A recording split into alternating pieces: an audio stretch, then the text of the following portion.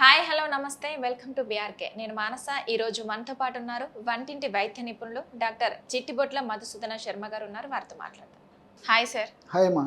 Sir, చాలా మంది ఆడపిల్లలు ముఖ్యంగా గ్లోయింగ్ స్కిన్ కావాలని అనుకుంటుంటారు.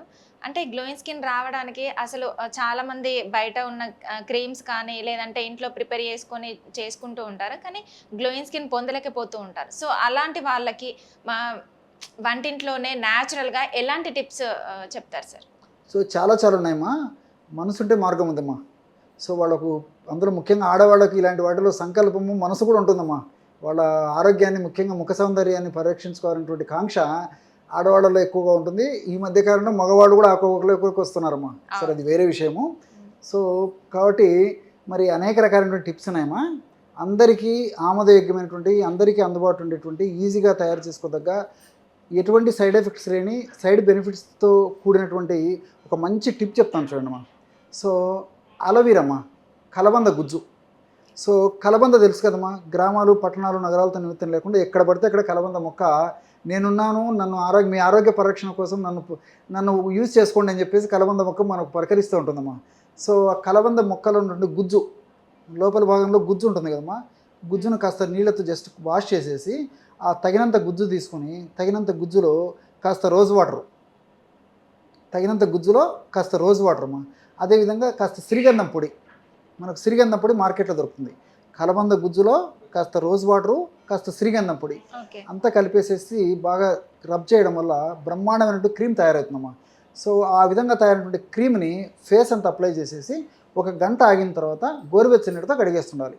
ఈ విధంగా వారంలో 2 సార్లు చేస్తుంటే మరి ఆడవాళ్ళకు సంబంధించినటువంటి ముఖ సౌందర్యానికి సంబంధించినటువంటి ఎలాంటి ఇబ్బందులు ఉండవు. మరి ఇంతకుముందే చెప్పినట్టు ఆడవాళ్ళకి కాకుండా మగవాళ్ళకు కూడా ఈ సౌందర్య పరిరక్షణకు సంబంధించినటువంటి ఈ టిప్పు చాలా చక్కగా ఉపయోగపడుతుందమ్మా. కేవలము వారంలో 2 సార్లు ఈ విధంగా చేయడం వల్ల ముఖం మీద గుల్లలు రాకుండా ఉంటాయి. ముఖము కొంతమందికి పొడిగా డ్రైగా ఉంటుంది, కొంతమందికి ఆయిల్ నేచర్ ఉంటుంది, కొంతమందికి మిక్స్డ్ నేచర్ ఉంటుంది. ఇది కాకుండా నార్మల్గా ఉండేదానికి ఈ యొక్క టిప్ ఉపయోగపడుతుంది. అదేవిధంగా మచ్చలు రాకుండా ఉంటాయి. అదేవిధంగా ఈ కొంతమందికి పులిపిరి లాంటివి కూడా వస్తుంటాయి, అలాంటివి రాకుండా ఉంటాయి. తర్వాత భవిష్యత్తులో ముఖ్యంగా ఈ మెలాస్మా, మంగుమచ్చలు రాకుండా ఉండడానికి అవకాశం ఏర్పడుతుంది.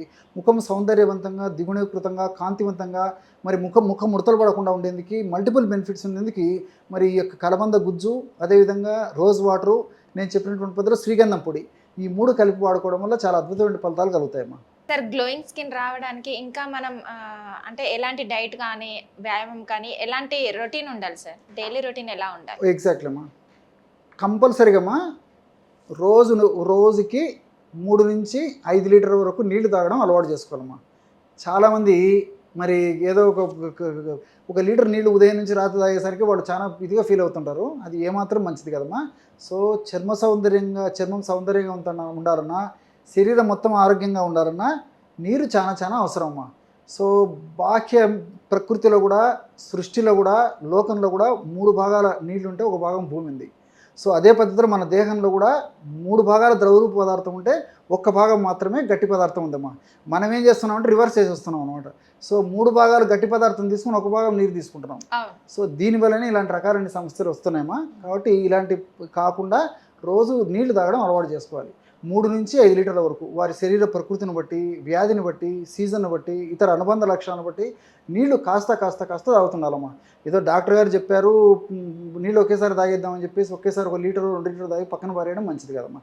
క్రమక్రమంగా ఉదయం నుంచి సాయంత్రం లోపల పీరియాడికల్గా నేను చెప్పినటువంటి పద్ధతిలో నీళ్ళు తాగడం అలవాటు చేసుకోవాలి. అదేవిధంగా ప్రతిరోజు విటమిన్ సి ఉన్నటువంటి ఆహారం ముఖ్యంగా తీసుకుంటున్నారమ్మా. విటమిన్ సి అంటే ముఖ్యంగా టమాటోలో విటమిన్ సి ఉంది, ఉసిరిలో విటమిన్ సి ఉంది, నిమ్మరసంలో విటమిన్ సి ఉంది. సో ఇవన్నీ కూడా ఏదో ఒకటి ప్రతిరోజు తీసుకుంటుండాలి. ముఖ్యంగా నిమ్మరసం మనం తయారు చేసేటువంటి వంటకాలన్నీ తయారైన తర్వాత నిమ్మరసం వాడుకోవడం చాలా మంచిదమ్మా. ఎందుకంటే ఈ నిమ్మరసంలో ఉన్నటువంటి ఈ యొక్క విటమిన్ సి మన దేహంలో ఎక్కువ రోజు నిలువ ఉండదు అనమాట. మిగతా పదార్థాలు కొన్ని పదార్థాలు దేహంలో ఎక్కువ రోజు నిలువ ఉంటాయి, కానీ ఈ రోజు మర్చిపోయేటువంటి పరిస్థితి ఉంటుందమ్మా. అంటే నిమ్మరసంలో ఉన్నటువంటి ముఖ్యంగా దేంట్లైనా సరే సి విటమిన్ను మన బాడీలో నిలువ ఉండదన్నమాట. సో ప్రతిరోజు మనం సి విటమిన్ అందిస్తుండాలి. ఎప్పుడైతే సి విటమిన్ మన బాడీలో పుష్కలంగా అందివ్వగలమో అప్పుడు స్కిన్కు సంబంధించినటువంటి కొలాజిన్ అనేటువంటి ప్రోటీను బాగా గట్టిగా ఉండేటువంటి పరిస్థితి ఏర్పడుతుందమ్మా. స్కిన్ కింద ఉన్నటువంటి కొలాజిన్ అనేటువంటి మెష్ ఎప్పుడైతే గట్టిగా దృఢంగా పటిష్టంగా ఉంటుందో అప్పుడు చర్మానికి సంబంధించిన సమస్యలు రావు, చర్మానికి సంబంధించిన ముడతలు రావు, చర్మం గ్లోగా ఉంటుంది, చర్మం ఆరోగ్యవంతంగా ఉండేదానికి అవకాశం ఏర్పడుతుంది. కాబట్టి మరి ఈ సి విటమిన్ ఉన్నటువంటి ఆహారాన్ని బాగా తీసుకోవాలి. అదేవిధంగా ఫ్రూట్స్ అమ్మా. సో ఈ నారింజ, అదే ఆరెంజ్ అంటారు కదమ్మా, బత్తాయి ఇలాంటి ఫ్రూట్స్ తీసుకోవాలి. అదేవిధంగా వీటితో పాటు మిగతా ఫ్రూట్స్ కూడా అమ్మా. తర్వాత ఈ జామ, యాపిల్, తర్వాత ఈ పైనాపిల్, బొప్పాయి ఇలాంటి ఫ్రూట్స్, తర్వాత డ్రై ఫ్రూట్స్, ద్రాక్ష, అదేవిధంగా ఖర్జూర, అంజీరా ఇలాంటి డ్రై ఫ్రూట్స్ తీసుకోవాలి. డ్రై నట్స్ తీసుకుంటుండాలి. ఇలాంటి సహజసిద్ధమైనటువంటి ఆహార పదార్థాలను ఎక్కువగా తీసుకోవడం వల్ల మన స్కిన్, ముఖ్యంగా ఫేషియల్ స్కిన్ చాలా ఆరోగ్యవంతంగా ఉంటుంది. ముఖ్యంగా ఈ డ్రై నట్స్ వాడుకోవడం వల్ల అనేక రకాలైన డ్రై నట్స్లో, ముఖ్యంగా ఈ బాదాం పప్పు ఇలాంటి డ్రై నట్స్లో విటమిన్ ఈ ఎక్కువగా ఉంటుందమ్మా. విటమిన్ ఈ ఎక్కువగా ఉన్నటువంటి ఆహారాన్ని మనం ఈ పద్ధతిలో వాడుకోవడం వల్ల స్కిన్ చాలా నాజుగ్గా, సౌందర్యవంతంగా ఉండేదానికి అవకాశం ఏర్పడుతుందమ్మా. Okay sir, thank you so much. Okay.